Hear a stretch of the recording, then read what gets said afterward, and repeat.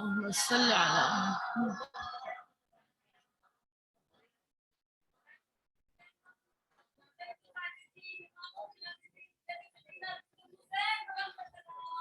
اللهم صل على محمد وعلى آله.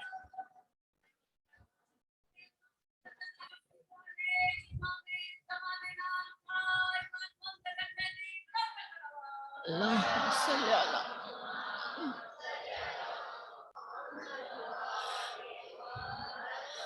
أعوذ بالله السميع العليم من الشيطان اللعين الرجيم. بسم الله الرحمن الرحيم.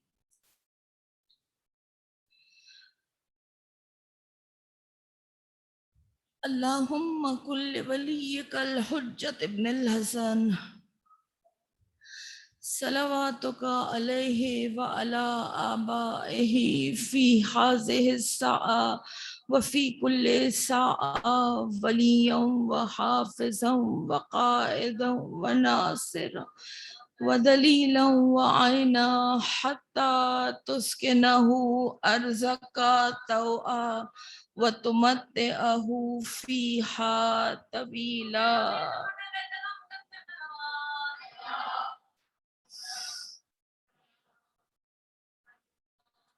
بسم الله الرحمن الرحيم. الحمد لله رب العالمين الملك القدوس السلام المهيمن العزيز الجبار المتكبر سبحان الله عما يشركون. الحمد لله الذي جعلني من أمة سيد المرسلين ومن المتمسكين بولاية أمير المؤمنين والأئمة، والصلاة والسلام والتحية والإكرام على الرسول المسدد والمحمود الأحمد والمصطفى الأمجد أبو القاسم محمد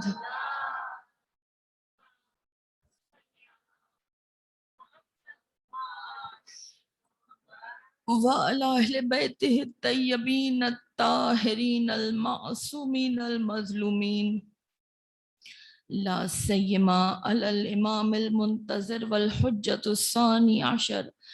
اللهم عجل فرجهم وأهلك عدوهم ولعنة الله على أعدائهم أجمعين. أما بعد، فقد قال الله تبارك وتعالى في كتابه المجيد وفرقانه الحميد. بسم الله الرحمن الرحيم.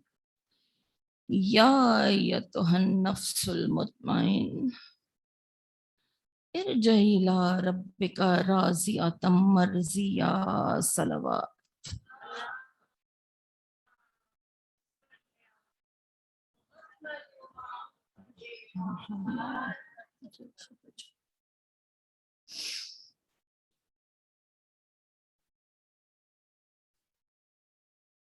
ست شکر ہے اس بارگاہ یزدی میں جس نے فوز عظیم کی خاطر نعمت عظیم ہمیں دی.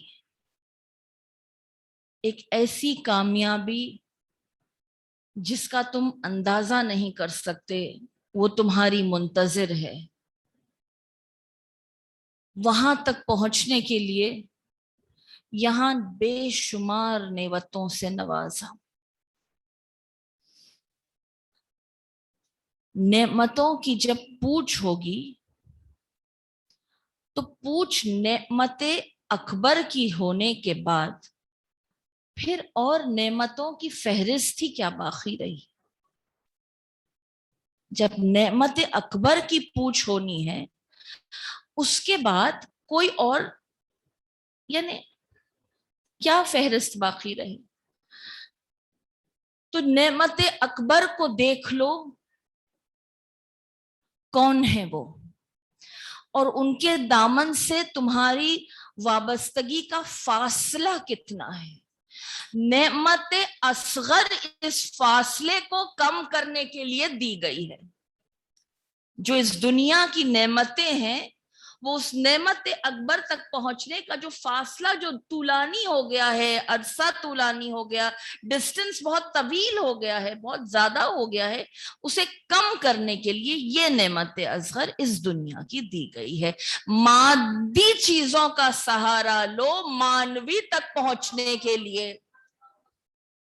اور جب نعمت اکبر کی بات ہو تو نگاہوں کو اٹھاؤ اور دیکھو یہ ناز ہے میرا حیدر، دیکھ لو اسے کہ میرا ناز ہے میرا حیدر، سر بلندوں میں سر افراز ہے میرا حیدر، میرا لہجہ میری آواز ہے میرا حیدر، میرے ہر راز کا ہم راز ہے میرا حیدر۔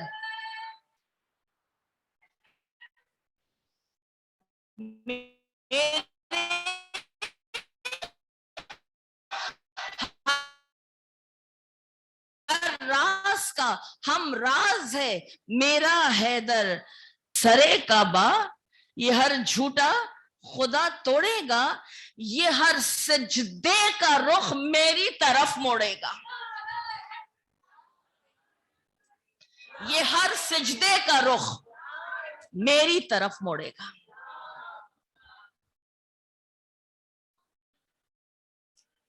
اب تک جو گفتگو ہو رہی تھی وہ یہی تو تھی کہ تسلیم و رضا کا جو پیکر تھا وہ غلط تھا، جسے راضی کرنا ہے وہ آڈینس کوئی اور تھی۔ ہر ایک کی ایک آڈینس ہوتی ہے نا، جسے آپ خطاب کرتے ہیں، جس کے آگے آپ پیش ہوتے ہیں، وہ آڈینس بدلنا ہوگا۔ وہ قوت غفلت سے بیداری کی، مردگی سے زندگی کی، تمام طاقتیں اس کے ہاتھ میں ہم نے رکھی۔ یہ اگر مردے کو ٹھوکر مارتا ہے اور کہتا ہے خم باذنی تو وہ اٹھ جاتا ہے، تو اگر یہ زندہ کو ٹھوکر مار دے ایک بار تو وہ غفلت میں جو روح ہے کیا وہ زندہ نہ ہو جائے؟ مردے کو جو جلا دے تو زندہ کے ساتھ تو وہ معجزے، وہ صرف اشاروں سے انسان کی حیت کو بدل سکتا ہے۔ اتنا سب کچھ ہونے کے باوجود بھی اگر ہماری خانہ ویرانی نہیں جائے تو کیا کہیں؟ خانہ ویرانی ہے نا، ایک مطمئنہ کی کیفیت نہیں آ پا رہی ہے، ایک بے چینی ہے، ایک ہلچل ہے جو انسان کی زندگی سے جا نہیں پا رہی ہے۔ تو آپ کے آگے ایک بار عرض کیا تھا کہ ہر انسان کو وہ نیش تلاش کرنی ہوگی، وہ مقصد تلاش کرنا ہوگا جس کے لیے وہ جیے اور جس کے لیے وہ مر جائے، اور رب نے اس تمام تر مقاصد کو ایک لفظ میں پرویا تھا کہ تمہیں عبادت کے لیے پیدا کیا۔ اب جب تم عبادت کا انداز، یہ بس میں ایک جملے میں اسے کہتی ہوئی گزروں گی کیونکہ اس گفتگو ہم کر چکے ہیں۔ انداز عبادت جب اللہ کی صورت سے ہوتا ہے تو وجود الہی ہی میرا اجر ہے اور اللہ کا ذکر کرنے کی توفیق ہی میرا شکریہ ہے۔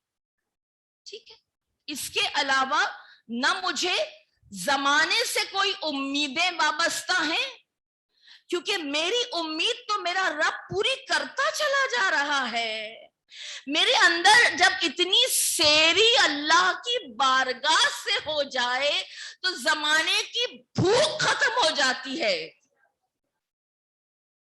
اور ایک اور بات کہہ دوں آپ سے، زمانہ کبھی بھی کسی کو سیراب کر ہی نہیں سکتا۔ زمانے کا کام ہے بھوک کو جگانا، زمانے کا ناکام ہے پیاس کو جگانا، تشنگی کو قائم رکھنا، اور اللہ ہی ہے جو بھوک اور پیاس کو بجھا سکتا ہے، زمانہ نہیں کر سکتا۔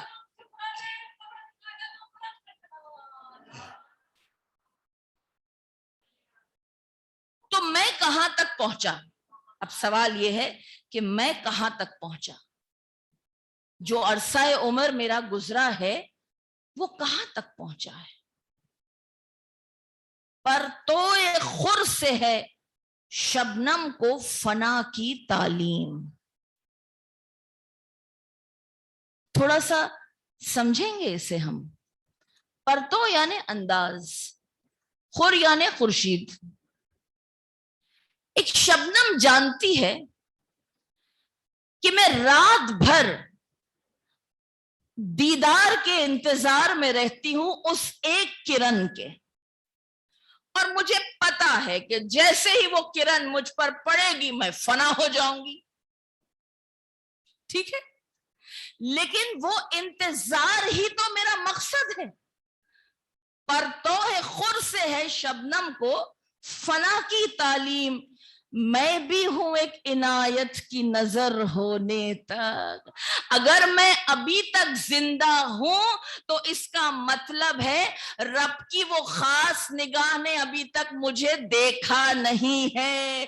कुछ काम ऐसे हैं मुझसे जो अभी तक नहीं लिए गए हैं। मेरी जिंदगी का मकसद अभी पूरा नहीं हुआ है, तभी तो मैं जिंदा हूं, तभी तो मैं जिंदा हूं। वरना अगर मकसद पूरा हो जाता तो जब मकसद पूरा हो जाता है अर्जईला रब्बिका राजियतम मर्जिया, आवाज आ जाती है कि पलट आओ। मकसद जब पूरा नहीं हुआ है तभी को मैं अभी तक इस दुनिया में हूं।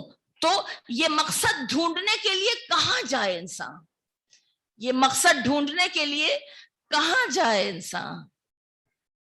तमन्ना दर्द दिल की है तो कर खिदमत फकीरों की, तमन्ना दर्द दिल की है तो कर खिदमत फकीरों की। नहीं मिलते ये गौहर बादशाहों के खजानों में। समझिए इस नुक्ते को, समझिए इस नुक्ते को। सिर्फ मुसल्लों पर बैठकर रब को राजी नहीं किया जा सकता है। नहीं मालूम रब किसकी खिदमत में छुपा हुआ है, नहीं मालूम रब किसकी दुआ से मिलता है, नहीं मालूम रब को पाने के लिए इंसान क्या करे, क्या करे। तो आम इंसान ने इसका मतलब ये लिया कि जहां कहीं भी गरीब हैं उनकी खिदमत करो, जहां कहीं भी गरीब हैं उनकी खिदमत करो। ठीक है, आपके आगे गरीब का एक सरसरी सा मतलब पेश करना चाहूंगी। गरीब वो है जिसके पास वसाइल नहीं है, जिसके पास मीन्स नहीं है। ठीक है, एक तो गरीब वो है जो वतन से दूर है, एक गरीब वो है जो अपने वतन में नहीं है, दूर है। दूसरे मायने ये लिए जाते हैं एक गरीब के कि उसके पास मीन्स नहीं है, वसाइल नहीं है। वसाइल फराहम करने में वो खिदमत नहीं जो अब मैं आगे बयान करना चाहूंगी। कौन सी ऐसी खिदमत रब इंसान से करवाना चाहता है। चौथे इमाम ने जब सवाल किया था बाबा फख्र किसे कहते हैं, कल यहां पर आके हमने इस हदीस को नकल किया था। बाबा फख्र किसे कहते हैं, कहा फख्र उस मंजिल को कहते हैं जहां सारी ख्वाहिशें दम तोड़ दे इल्ला विसाल के, यानी रीयूनियन की ख्वाहिश बाकी रहे, अल्लाह से मुलाकात की ख्वाहिश बाकी रहे, इसके अलावा सारी ख्वाहिशें दम तोड़ दें। कहा फख्र जिसके पास होता है उसे फकीर कहते हैं। अल्लाह ने कुरान में कहा या अय्युहन्नास अंतुमुल फुकरा, तुम सब के सब फकीर हो। और रसूल ने हाथों को उठा के दुआ करके कहा परवरदिगार मुझे फकीरों में शामिल कर। तो फकीर वो है जिसके पास मीन्स हैं, जिसके पास जिंदगी में रहने के लिए, बरतने के लिए, जीने के लिए तमाम तर नेमतें हैं, मगर वो इन नेमतों को छोड़कर कुछ और नेमतें ढूंढ रहा है। इन नेमतों से मावरा, इनसे बालातर कुछ और ढूंढ रहा है।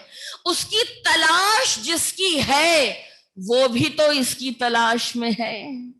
جب دونوں کی تلاش آپس میں ملتی ہے اس کیفیت کو وصال کہتے ہیں, اس کیفیت کو ملاقات کہتے ہیں. اب ایک کام کیجئے, یہاں بھی تھوڑی سی جگہ ہے, کچھ لوگ ادھر آ جائیے کیونکہ سب آئندہ آنے والوں کو تکلیف ہو رہی ہے. تھوڑا سا اگر آپ لوگ ادھر آ جائیں, باہر بارش ہو رہی ہے. ویسے کہتے ہیں عاشورے کے دن آسمان ضرور برستا ہے, آج امام کے چہلم کے دن بھی آسمان برس رہا ہے. اللہم ایک ہی وقت میں آ کے بیٹھ جائیے.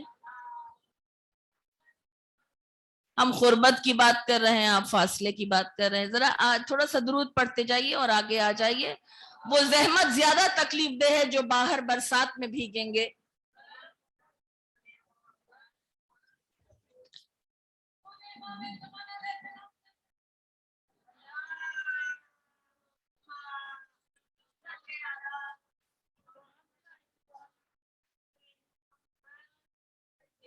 بہت شکریہ. درود پڑھ لیجئے محمد اور آل محمد.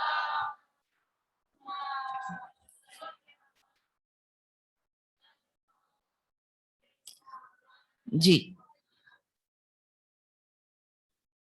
گفتگو کو اختصار سے آگے بڑھانا چاہوں گی, بس زیادہ آپ کا وقت نہیں لینا چاہوں گی.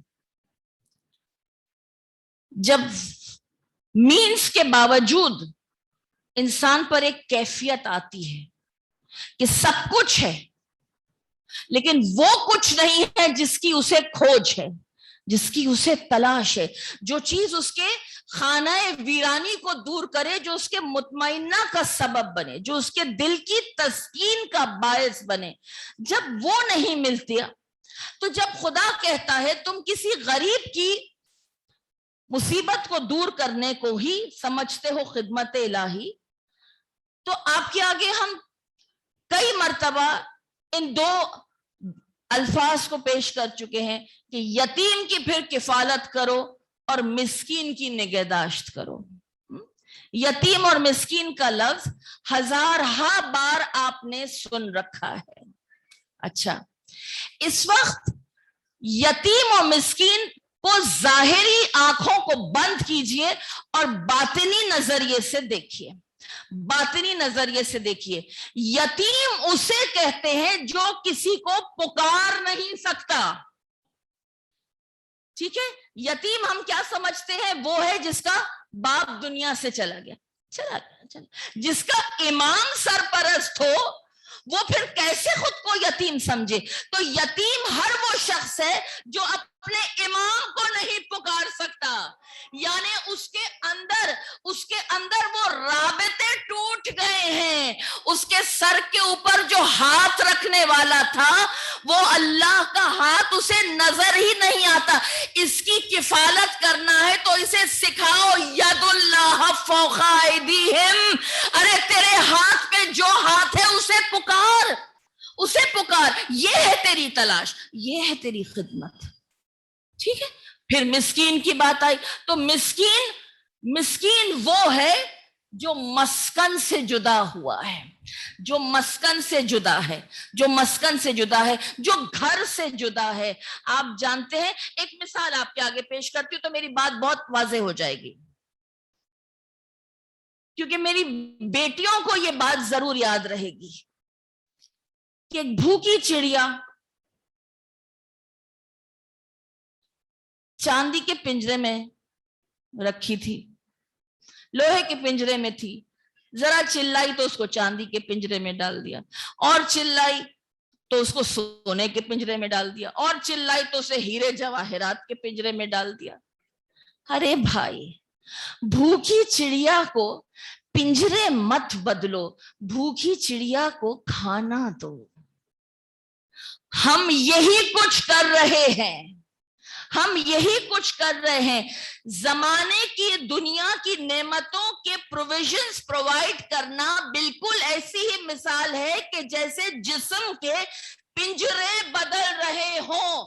असल जो चीज भूख का सबब है और बेचैनी का बायस है वो रूहानी ग़िज़ा है जो नहीं मिल रही है। जो इंसान मिस्कीन है वो इसलिए मिस्कीन है क्योंकि वो दरे अहले बैत से दूर है, वो अल्लाह के घर से दूर है, और उस घर से दूर है जो फातिमा का घर है। हम कई ऐसों को देखते हैं जिनके पास दुनियावी मीन्स बहुत हद तक है, बहुत हद तक है, मगर उनकी रूहें बेचैन हैं, उनकी रूहें बेचैन हैं। ये मिस्कीन है, वो मिस्कीन नहीं है जिसका पेट तो खाली है लेकिन जिसकी सेरी उसे मुतमइन्ना दे रही है। लोग उसे देख देख कर कह रहे हैं, कहने को तो फाखों में भी गुजरी तेरी रातें, इस्लाम मगर अब भी नमक खार है तेरा, तूने तो सिखाई है तमीज़े मनो यज़दा, इंसान की गर्दन पे सदा बार है तेरा।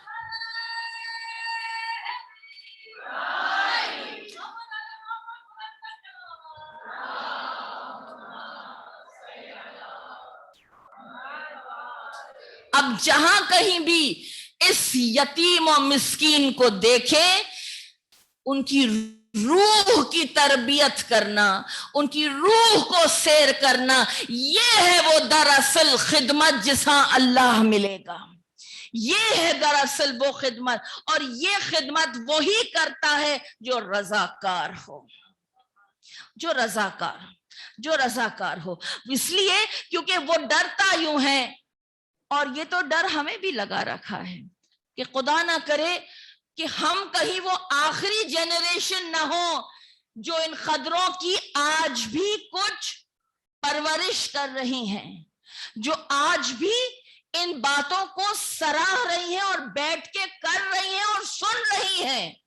कहीं ऐसा ना हो कि हिदायत गार में चले जाए, सूरह मुल्क की आखिरी आयत, कहीं ऐसा ना हो कि ये पानी गार में चले जाए और उस वक्त तुम चाहो कि इसे निकालो मगर ये मुमकिनात में से नहीं होगा, कहीं ऐसा ना हो। तो लिहाजा ये जो इंसान तबाही की तरफ जा रहा है उसे बहुत आसानी से बचाया जा सकता है, क्योंकि दो ही मौकों पर कदम डगमगाते हैं। जानते हैं आप, दो ही मौकों पर कदम डगमगाते हैं। एक मौका वो है जब हत्ते इम्कान कोशिश करता है, इबादत भी कर रहा है, दुआएं भी पढ़ रहा है और नेकी के रास्ते पे भी जा रहा है, हत्ते इम्कान रियाजत के बावजूद मंजिल नजर नहीं आ रही है, कदम डगमगा जाते हैं। है या नहीं? डगमगा सकते हैं या नहीं डगमगा सकते? जहां तवक्कुल साथ छोड़ने लगता है, जहां ईमान की मजबूती और सब्र, देखिए सब्र इंसान की तकदीर, इंसान की कदर को, मुसीबत इंसान के कदर को और तकदीर को टाल नहीं सकता, हाँ, मगर अजर को जरूर जाया कर देता है जो सब्र से मिल सकता है। तो दो मंजिलों पर कदम डगमगाते हैं, एक हत्तिल इम्कान रियाजत के बावजूद मंजिल का नजर ना आना, और दूसरे बगैर किसी मेहनत के मंजिल का नजर आ जाना। बहुत गौर से सुनिए, एक ही बात है ये, एक हजार एफर्ट्स के बावजूद, स्ट्रगल के बावजूद मुझे मेरा मकसद नहीं मिल रहा है, मुझे मुतमइन्ना नहीं, मुझे सेटिस्फैक्शन नहीं, और दूसरे एफर्टलेस जिंदगी थी, कुछ किया ही नहीं और सामने आके मंजिल खड़ी हो गई। यहां आकर भी इंसान के कदम डगमगा जाते हैं, वो अल्लाह की दी हुई मोहलत को अल्लाह की दी हुई माफी समझ बैठता है। मौला के जुमले हैं या रब की जानिब से जब मोहलत आती है ना, जब वो रस्सी को दराज करता है, रस्सी को दराज करता है, कभी कभी बल्कि अक्सर रस्सी को दराज करता है, वो मोहलत है। तुम समझते हो कि माफी है, अल्लाह ने मुझे माफ कर दिया, अल्लाह ने मेरे किसी भी पुरानी बातों का बुरा नहीं लगाया, जबकि रब ये रस्सी को जानते हैं क्यों दराज करता है, ये मौका, ये मोहलत क्यों मिलती है इंसान को। आपने सुन रखा है ना, वातसिमु बिहब्लिल्लाह, ताकि तुम इस रस्सी को पकड़ लो। क्योंकि इस रस्सी में सिवाय कुरान और अहले बैत के और कुछ नहीं है। एक बल रस्सी का कुरान है, एक बल रस्सी का अहले बैत है। दोनों जब आपस में बल खाते हुए मिलते हैं, इनका मिलाप हौजे कौसर पर होता है, जहां असल सेरी है इंसान की। तो अल्लाह ने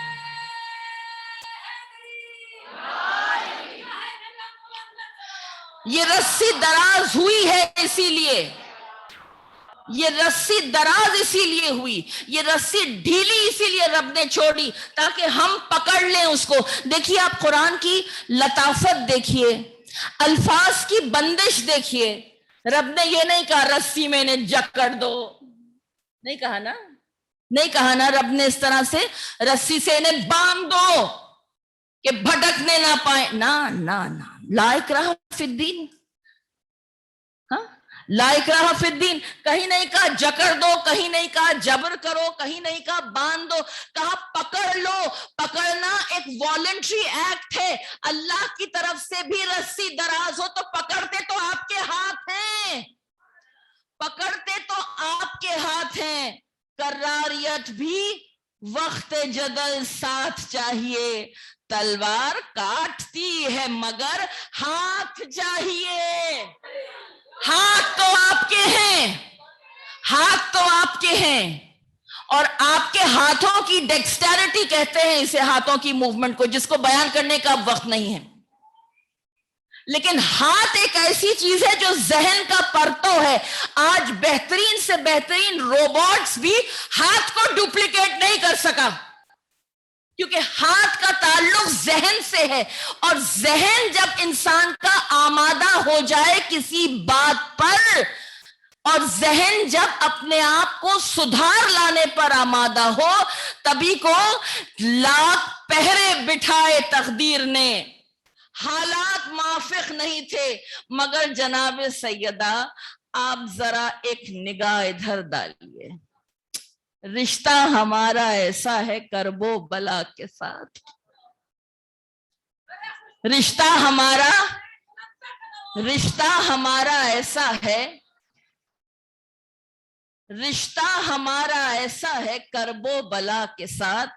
हम खब्र में भी जाएंगे खाके शिफा के साथ, हम खब्र में भी जाएंगे खाके शिफा के साथ।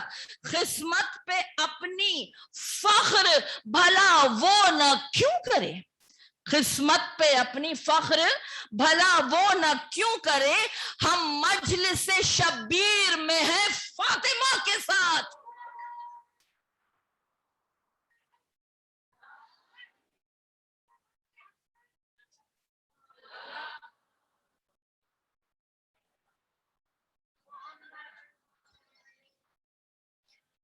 इस यकीन से बैठिए,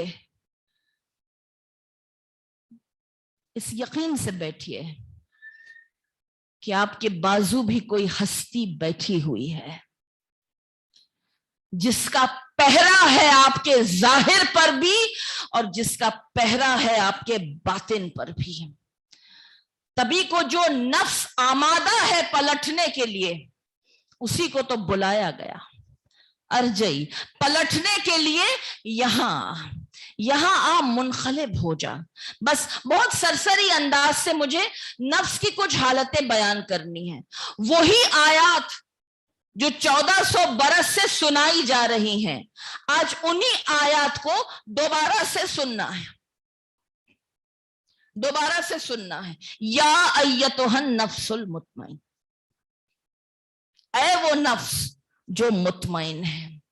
मुतमइन्ना इसकी नहज है, मुतमइन्ना इसकी मेराज है, मगर मेराज कभी भी इब्तिदा नहीं होती। इब्तिदा हमेशा आजिज़ी और खाकसारी से होती है, इब्तिदा हमेशा खाकसारी से होती है। तो ये नफ्स से वमा सव्वाहा है इसकी इब्तिदा। हमने नफ्स को पाक साफ और सुथरा हुआ जमाने में भेजा था, लेकिन क्या हुआ आप जानते हैं ना, आप जानते हैं क्या हुआ? ये नफ्स से अम्मारा हो गया। बहुत जल्दी जल्दी बयान करना है। मौला ने कहा बड़े मूजी को मारा अगर नफ्स अम्मारा को मारा, जो गुनाहों की तरफ दावत देता है। फिर मौला ने कहा ये नफ्स एक बितका हुआ घोड़ा है, इसे शरीयत की चाबुक से सुधारो। आपके आगे एक जुमला पेश किया था कि मुझे इस्लाम की, मुझे मजहब की जरूरत क्यों है? मुझे मजहब की जरूरत इसलिए है क्योंकि मेरा नफ्स एक बितका हुआ घोड़ा है। मेरे फैसलों के सही होने के लिए मुझे इस शरीयत की, इस इस्लाम की जरूरत है, क्योंकि ये मुमकिन नहीं है कि एक बुराई से अच्छाई को निकाला जाए, एक इग्नोबल से नोबिलिटी को लिया जाए। लिहाजा इस दीन के ऊपर आने के लिए भी कुछ नस्ल की, कुछ ज़मीर की, कुछ खमीर की बुलंदी और बुजुर्गी दरकार है, जो अब खत्म हो रही है। अरे आपका मजहब तो वो मजहब है कि रसूल ने अगर घोड़ा भी खरीदा तो नस्ल देखकर खरीदा। पेडिग्री इतनी इंपॉर्टेंट है इस्लाम में कि घोड़ा भी अगर हो तो वफादार वही होगा जो आला नस्ल का होगा। रियाकार नहीं, रजाकार भी वही होगा जिसकी पेडिग्री सही होगी। लिहाजा किस तरह का शब्बीर का रहवार था, दरियाओं में कश्ती था, हवाओं में परी था। किस तरह का शब्बीर का रहवार था, दरियाओं में कश्ती था, हवाओं में परी था। मौला के रखीबों में 73वां यही था। मौला के रखीबों में 73वां यही था। 72 के बाद कभी सुना? 73 आता है। मौला के रखीबों में 73वां यही था। बस इस रजाकार को वफादार बनाना है, रजाकार को वफादार बनाना है। चलिए 2 जुमले, नफ्से अम्मारा हो गई बात, अब नफ्से लव्वामा। नफ्से लव्वामा क्या है? जो नेक है। इस माहौल में सब नेक हो जाते हैं। इस माहौल में क्योंकि पहरे हैं ना, यहां पर ख्यालात पे पहरे हैं, पाकीज़गी पे पहरे हैं, लिहाजा सब नेक हो जाते हैं, सब क़ल्ब मुतमईन हो जाते हैं।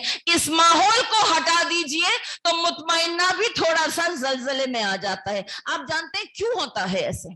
क्योंकि ये माहौल में आते ही हमारी मसल मेमोरी एक्टिव हो जाती है। आप समझे इस नुक्ते को?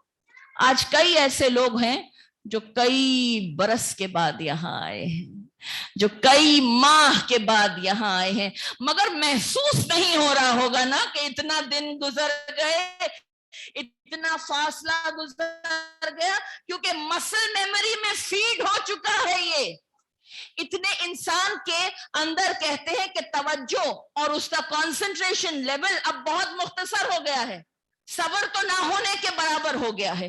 तवज्जो इंसान की नहीं रह सकती एक जगह, मगर कुर्बान जाए उस जिक्र के जो तवज्जो भी है, क़ल्ब भी है, रग़बत भी है और रिख़्त भी है। Muscle memory. इसीलिए कहा अपने बच्चों को बचपन में कुरान सिखा दो, विलाय अली सिखा दो और गमे हुसैन सिखा दो, फिर जमाने में इन्हें छोड़ दो। ये कहीं भी जाए लौट कर इसी दर पर आएंगे, क्योंकि मसल मेमोरी में है ये चीजें, मसल मेमोरी में है, हमारी खमीर में, हमारी सरिश्त में है ये, हमारी सरिश्त में है ये।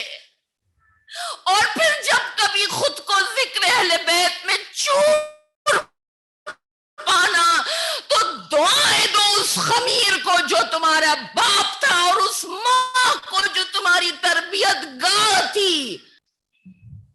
ये अदना तरीन इसाले सवाब है। चले आगे बढ़िए। एक मसल मेमोरी जब ज्यादा कॉन्शियस मेमोरी में बदलती है ना, समझे आप? कॉन्शियस मेमोरी, जिस तरह से एक डॉक्टर है وہ بہت ساری دوائیں یاد کر لیتا ہے، تو فائدہ؟ جب تک اسے یہ نہ آتا ہو کہ کس مریض کو کس مرض کے لیے کیا شفا آپ کرے گی، فائدہ؟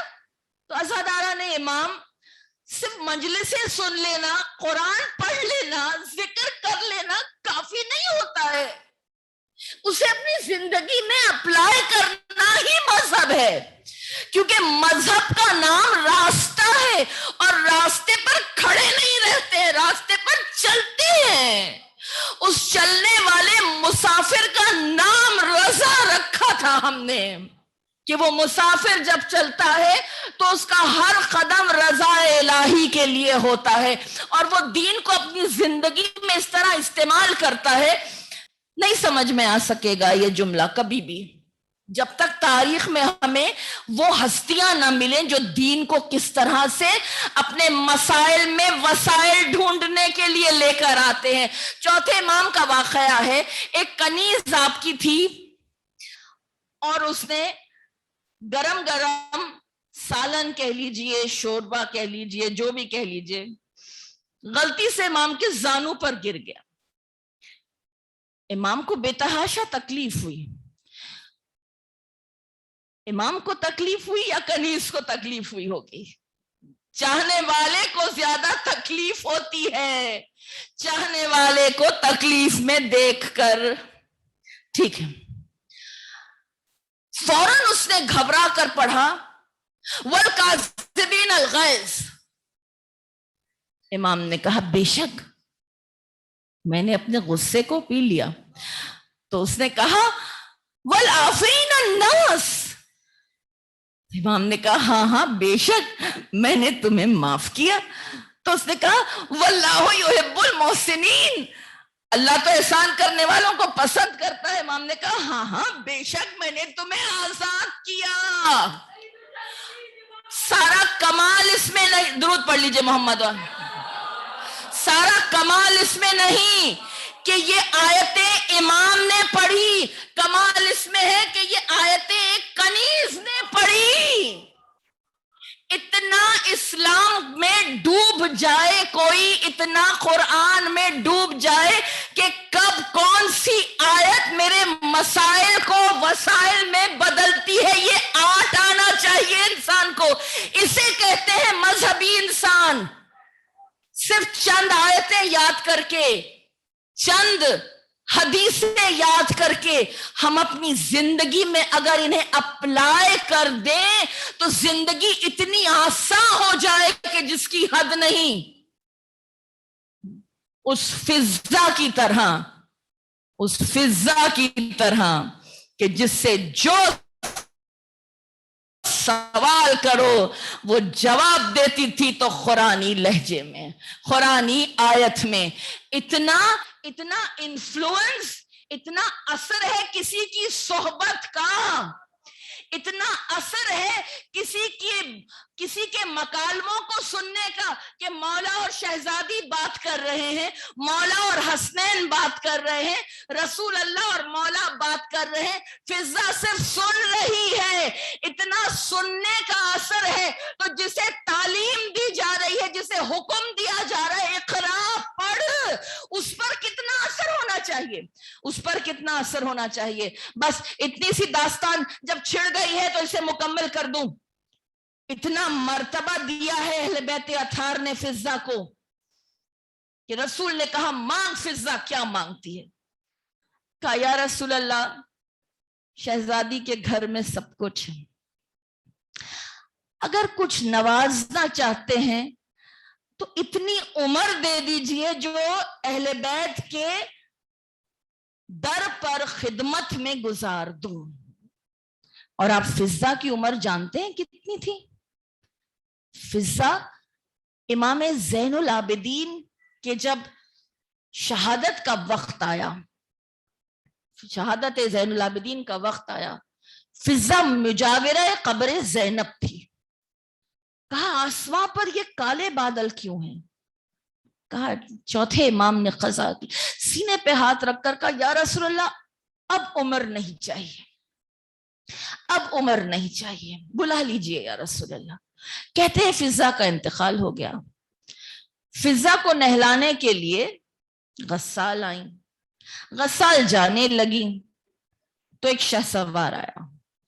اس نے اپنے کیسے سے کچھ رقم نکالی اور اس غسال کو دی. آپ جانتے ہیں نا غسل کا ہدیہ نہیں ہوتا ہے. فقہ کہتی ہے غسل کا ہدیہ نہیں, ہاں کوئی تحفتاً کچھ دینا چاہے لیکن اس کی اجرت نہیں ہوتی ہے. ٹھیک,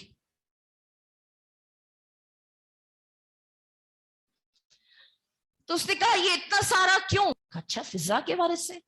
تو کہا یہ کچھ رقم زیادہ نہیں ہے. کہا نہیں, تم پر ہمارا ایک اور قرض تھا. تم نے میری بہن کے غسل بھی کیا تھا جب ہم زندان میں تھے. اس وقت ہمارے ہاتھ میں دنیاوی مال و متاع نہیں تھا. پیروں پہ گر گئی اور کہا آپ کون ہیں؟ نقاب الٹی, کہا ہم محمد باقر ہیں. سنیے, اور کہا کیا آپ اس لیے دے رہے ہیں کیونکہ ہم فضا کے وارث ہیں. جو لوگ جس کے دین پہ تابع ہوتے ہیں ان کی سیرت اپنی سیرت سے متمسک کر دیتے ہیں تو اس کا معاوضہ نہیں ہوتا ہے, اس کا اجر یہ ہوتا ہے کہ وہ ہستیاں پھر آپ کے وارث بن جاتے ہیں. اس نقطے تک لانا تھا آپ کو, اس نقطے تک لانا تھا کہ یہی ہے ہمارا معاوضہ, یہی ہے ہمارا اجر اور یہی ہے ہمارا ثمر, یہی ہے ہماری دعاؤں کی قبولیت کہ اگر آپ ہمارے وارث ہیں تو وارث اپنی وراثت میں بھی حصہ دیتا ہے اور اپنی ذمہ داری بھی رکھتا ہے, اپنی ذمہ داری بھی رکھتا ہے. لہذا جب کبھی بھی خود کو تنہا و بے یار و مددگار دیکھو تو ان کی ذات میں ڈھلنے کے لیے آمادہ ہو جاؤ. نفس ملہمہ مت بنو. 2 جملے اس پر بھی سن لیجئے. نفس ملہمہ مت بنو. نفس ملہمہ کیا ہے؟ وہ نفس جو کبھی راغب ہوتا ہے نیکی کی طرف, کبھی برائی کی طرف جھک جاتا ہے. اس پر بھی ہم نے تھوڑی سی گفتگو کی تھی. آج صرف اتنا اضافہ کرنا ہے کہ اگر اسے ادھر ادھر ڈھلان سے بچایا جائے تو کیا کیا جائے. کہا آپ نے کبھی سانچے کا لفظ سنا ہے؟ مولڈ ہونا, سانچے میں ڈھلنا سنا ہے نا آپ نے. کردار سازی اسی کو کہتے ہیں. اہل بیت کی شخصیت ان کی سیرت کے سانچے میں ڈھلنے کی کوشش کرتی ہے. یہ کربلا سانچے میں ڈھلاتا ہے. یہ ذکر اہل بیت انسان کو اپنے رنگ میں رنگتا ہے, اپنے سانچے میں ڈھالتا ہے. اب اگر کوئی انسان اس سانچے میں نہ ڈھل پائے تو کیا کیا جائے؟ سانچے میں اگر نہ ڈھل پائے تو کس کے سانچے میں ڈھلیں گے؟ کوئی نہ کوئی تو انسان کو زندگی میں ایک مقصد چاہیے, ہے نا, ایک مقصد چاہیے, کیونکہ بہت جلدی سے انسان کی حیات کا وقت گزر رہا ہے اور اللہ جب پکارتا ہے یوں تو جو آیا ہے دنیا میں وہ جائے گا, لیکن رب جسے دعوت دے کر بلا رہا ہے اس کے جانے کا انداز کچھ اور ہوگا. جو اپنی زندگی کی مدت پوری کر کے آیا ہے اس کے جانے کا انداز کچھ اور ہوگا. لیکن رب جب بلاتا ہے تو وہ صرف ایک ہی کیفیت کو بلاتا ہے, نہ امارہ, نہ لوامہ, نہ ملہمہ, نہ راضیہ, نہ مرضیہ. بلاتا ہے تو مطمئنہ کو بلاتا ہے, پرسکون اس دنیا سے ہو کر آ. اب تک تو ہم نے یہی سنا ہے نا کہ اس دنیا میں سکون نہیں ہے, وہاں جا کے سکون ملے گا. نہیں, اس دنیا میں بھی سکون ہے. دنیا کو جینے کا انداز اگر بدل دو تو اس دنیا میں بھی سکون ہے. اس دنیا میں بھی سکون ہے. اگر اپنی مولڈنگ ہو جائے, انسان کی سٹرکچرنگ ہو جائے اگر, تو بالکل سکون ہے اس دنیا میں. کیونکہ اکثر انسان یہ کہتا ہے کہ میں جب دنیا سے گیا तो क्या लेकर गया? सब कुछ तो छोड़ गया। एक आम रवैया है या नहीं है या नहीं? क्या ले गए यहां से? सब कुछ तो यहां छोड़ा है। मैं कहती हूं यहां कुछ भी नहीं छोड़ा है, सब कुछ साथ लेकर आए हैं। तमाम नेकियां साथ लेकर आए हैं, ज़ादे राह साथ लेकर आए हैं, उन हस्तियों को साथ लेकर आए हैं। क्योंकि जब मैं दुनिया से चला तो कोई भी मुझे मेरे नाम से नहीं पुकारता हुआ भेजता है, मुझे मैयत कहकर विदा करता है। और मैयत हमेशा उसको कहते हैं जो किसी के साथ हो। मैयत उसे कहते हैं जो किसी के साथ हो। मैं तुम्हारे साथ जाना चाहता हूं मौला, मैं आपके साथ जाना चाहता हूं, क्योंकि इंसान बालिग होता है करबला की वजह से। अब तक जो जिंदगी गुजर गई है अज़ादारान इमाम, जैसी तैसी गुजरी। अगर एक कल्ब आज मुनक़लिब होने को तैयार है, एक वजूद किसी सांचे में ढलने को तैयार है, तो करबला में इंसान सबसे ज्यादा हुसैन के करीब इसलिए होता है क्योंकि हुसैन हर एक के अंदर नजर आते हैं उसे। अब इस बात को फलसफा मत जानिए, बहुत जल्दी जल्दी बयान करना चाहूंगी। हुसैन 6 माह के अली असगर में भी है और हुसैन 90 बरस के अंस में भी है, जो रसूल के सहाबी थे, जो अपनी कमर पे पटका बांध के कहते थे कि फातह खैबर से दाद लूंगा। अल्लाह अकबर, अल्लाह अकबर। हुसैन हर एक किरदार में नजर आ रहे हैं, हर एक किरदार में नजर आ रहे हैं। तभी को हर इंसान हुसैन से रिलेट कर पा रहा है, हुसैन से रिलेट कर पा रहा है, क्योंकि हुसैन हर किरदार में मौजूद है। अब इन सब की उम्रें तो आपको पता है, करबला के तकरीबन हर शहीद की उम्र आपको पता है, तारीख में देख लीजिए। मुझे बस कोई इतना बता दे रिसर्च करके कि हुर की क्या उम्र थी। कोई इतना बता दे मुझे कि हुर की उम्र क्या थी। अगर हुर की उम्र सच्ची पूछो तो फजर आशूर से लेके असरे आशूर तक थी, और बस बस इससे ज्यादा नहीं थी हुर की उम्र। जो गफलत से उठकर बेदार हुआ, जो नादानी को छोड़कर बालिग हुआ, वो फजर आशूर की पहर थी। और असरे आशूर को पूरा बलूग अपने शबाब पर था। हर ख्वाहिश दम तोड़ गई इल्ला विसाल के। बस अगर कुछ आप तक हदिया पहुंच सका कि असली इंसान की उम्र वही है जो गफलत से बेदार होकर इमाम की खिदमत में गुजरे, जहां हर ख्वाहिश दम तोड़ दे। हाँ मेरे मौला, आपकी भी तो हर ख्वाहिश ने दम तोड़ दिया था। क्या थी ख्वाहिश आपकी? जमाना ने क्या देखना चाहा था? जमाने ने क्या देखना चाहा था कि हुसैन पर इतने मसाइब हो तो हुसैन क्या कमजोर हो जाएंगे? अच्छा ठीक है, आपको एक मिसाल देती हुई आगे बढ़ जाऊं।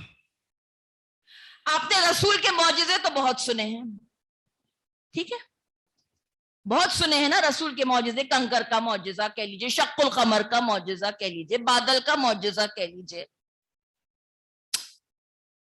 रसूल का असल मौजिजा हुसैन है, रसूल का असल मौजिजा हुसैन है। और आपको मैं हुसैन का मौजिजा याद दिलाऊं, जब फितरत आता है सिर्फ गहवारे से मस होकर तो उसे माफी मिल जाती है। यानी आसमां पर हुसैन का इख्तिदार है या नहीं है? आसमान पर हुसैन का जोर है या नहीं है? जब राहिब आता है हुसैन के आगे फरियाद पेश करता है तो बेटे दे देते हैं हुसैन। यानी जमीन पर भी हुसैन का काबू है या नहीं है? जिस हुसैन का आसमां पे कब्जा, जिस हुसैन का जमीन पे कब्जा, तो फुरात पे कब्जा क्या बड़ी बात थी उसके लिए? फुरात पे कब्जा क्या बड़ी बात थी हुसैन के लिए? यानी हुसैन ना बेकस थे, ना हुसैन लाचार थे।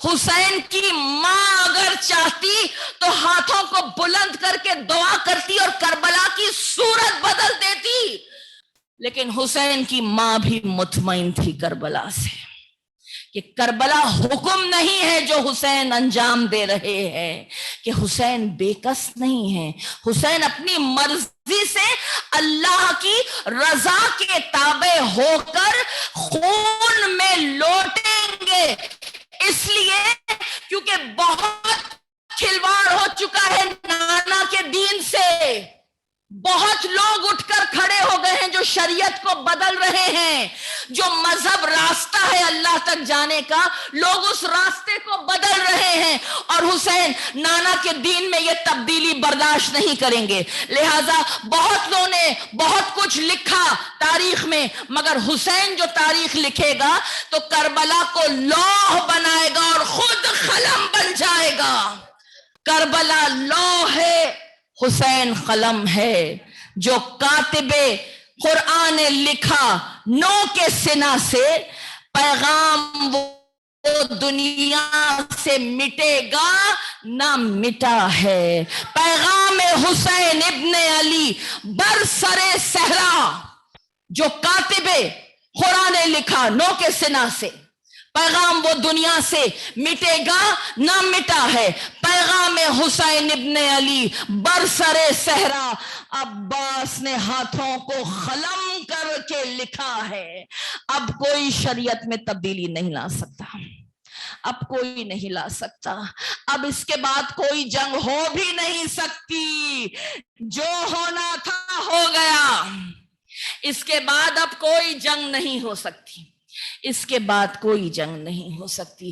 جو کٹ گئے ان کا ہی قدم باقی ہے، جو مر گئے ان کا ہی حشم باقی ہے، بے نام ہوئے کتنے ہی ہاتھوں کے علم، ایک دستے بریدہ کا علم باقی ہے۔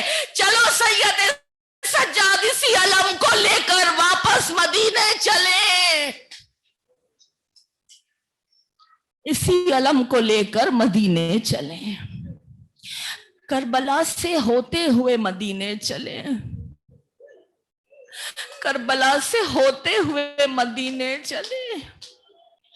ذرا سوئی ہوئی قوم کو وہ احساس دلاتے ہوئے مدینے چلیں، لیلا کہاں ہے صبر سے اس وقت کام لے، سننا ہے اس اذان کو اکبر کے بعد بھی، منظر سفر کرے گا پھر اس منظر کے بعد بھی۔ ذرا احساس دلا دیں ان ماؤں کے سینوں پہ کیا گزری ہے، وہ احساس دلا دیں جو دوبارہ شام سے کوفہ اور کوفہ سے کربلا جب جا رہی تھی، کربلا کوفہ سے جب کربلا آ رہی تھی تو ان کی نگاہوں نے وہ چھوٹی چھوٹی خبروں کو دیکھا کہ آتے وقت گود میں یہ بچے تھے مگر ماں کے ہاتھ بندھے تھے، ماں ننھے ننھے بچوں کو سنبھال نہیں سکی، بچے ہمک کے زمین پہ گرتے رہے اور اونٹوں کی پیروں سے روندتے گئے، پھر گرد کوفہ اڑتی رہی اور یوں ان کی خبریں بن گئی۔ کربلا اس احساس کا نام ہے عزاداروں، اس قربانی کا نام ہے عزاداروں، اس قربانی کا نام ہے عزاداروں۔ کربلا اس احساس کا نام ہے کہ حسین نے کہا تھا میری اور کوئی حاجت نہیں پروردگار، تیرے وصال کی تمنا میں آ رہا ہوں، تو غم کا مجھے غم ہے، نہ خوشی مجھ کو خوشی کی، تو سر پہ ہے پرواہ نہیں بندے کو کسی کی، ہاں بس اتنی ہی حاجت ہے حسین ابن علی کی، سر ننگے نہ دیکھوں میں نواسی کو نبی کی، بے پردہ وہ ہو جب کہ میں پیبند زمیں ہوں، اور گر یوں تیری مرضی ہے تو باہر بھی نہیں ہوں۔ जिस्म का कट जाना हुसैन के लिए दर्द का बायस नहीं था आजादारों। शहादत जिस खानदान का विरसा हो, शहीद हो जाना रजा थी उनके लिए, शहीद हो जाना एजाज था उनके लिए। लेकिन करबला ने वो रूहानी तकलीफ दी है जिसका तसव्वुर किसी ने नहीं किया, और वो था चादरों का छिन जाना। आज जब महमिलें आ रही हैं तो चादरें भी हैं, ऊंटों पर कजावे भी हैं और पर्दे भी हैं, सियाह मारियां भी हैं। करबला उस एहसास का नाम है कि मत भूलो रूहानी तकलीफ सही है। कमली वाले का नाम लेने वालों ने चादरे तथहीर को खींचा है। करबला उस दर्द का नाम है।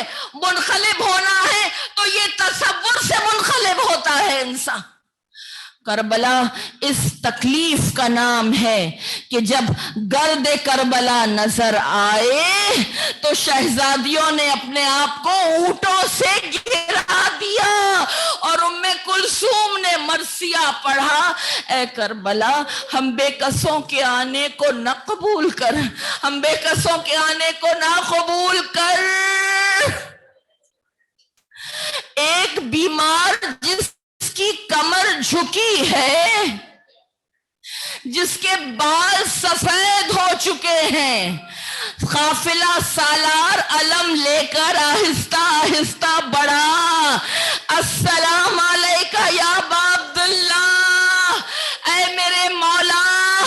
जाबिर जिंदा इसी सलाम के लिए था। तो खबरे सरवर से सदा आई कि जाबिर हट जा, आ रही है मेरी ज़ैनब, मेरी दुख पाई बहन। खत्ल शब्बीर हुए, हो गई ज़ैनब भी असीर। इस तरह बिछड़े के फिर मिल न सके भाई बहन।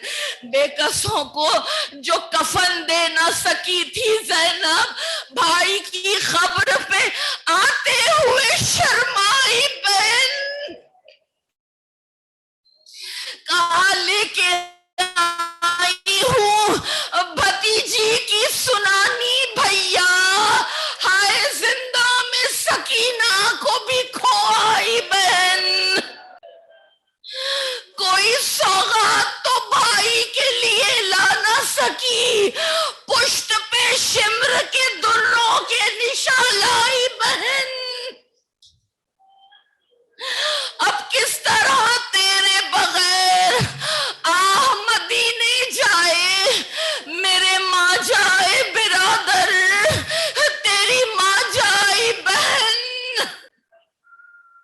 आई आवाज, जो कुछ भी मुसीबत गुजरी मेरी सुगरा से न कहना, मेरी दुख पाई बहन। अज़ादारा ने माँ बेकसों का चहलोम है आज।